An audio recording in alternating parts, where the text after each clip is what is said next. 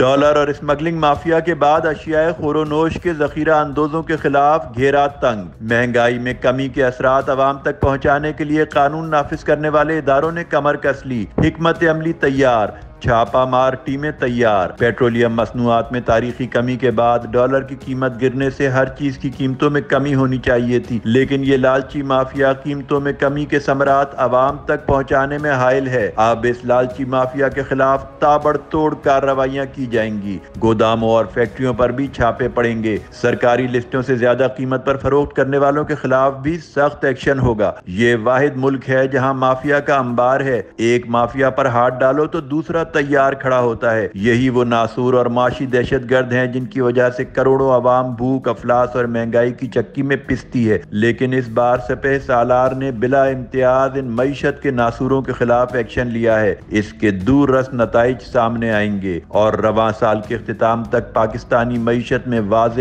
بہتری دنیا کو نظر آئے گی۔